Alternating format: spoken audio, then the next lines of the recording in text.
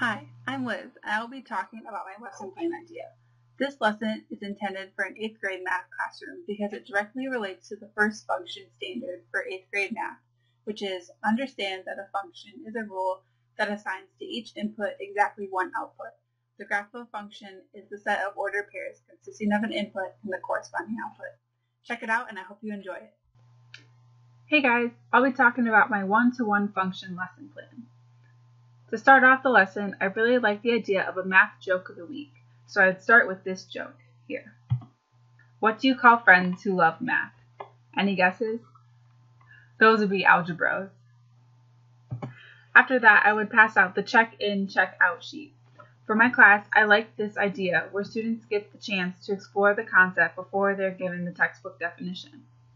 The students would work individually on the check-in side of the half sheet and be given about 5 minutes to work on it and come up with ideas, because this will most likely be the first time they see this concept. Then you can ask different students to talk about their thought process or ideas and share with the class. After the check-in, I would talk about the definition of a one-to-one function and how we can tell if a function is one-to-one. This is when I would bring up the horizontal line test, and then we would also talk about how these functions look on a graph. After I teach them about what a one-to-one function is, I would bring up this mathematical vending machine. This would spark a discussion about how my vending machine represents a one-to-one function. When students discuss this and we talk a little more about this, I would then break them up into small groups where they would come up with their own real-world examples of one-to-one functions. After discussing it with their small group for a little bit, we would come together as a large group and combine our ideas on a poster paper or whiteboard and could put it up in our classroom as a display of our knowledge. Here are a few examples of some one-to-one function real-world examples the students could come up with.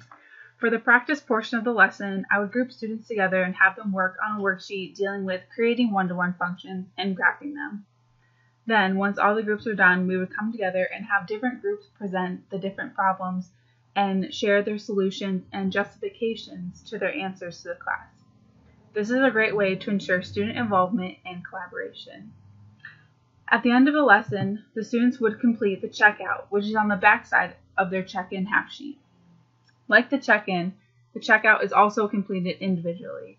Before they leave, the students have to hand the half sheet into the teacher. Now, this ties in my homework policy. For my class, I intend to make homework optional.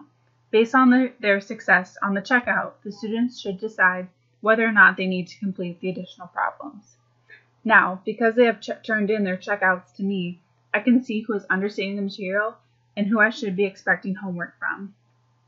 If I notice students disregarding the homework when they need it, I can take the time to talk to them individually about how it will affect them on the exams and in future math classrooms. I will also explain to all my students that the reason for making homework optional is not so that they have less homework, it's so they start to become accountable for themselves and in charge of their own education. And if need be, I can make homework mandatory for students if they are understanding the material. And that's the end of my lesson. I hope you liked it.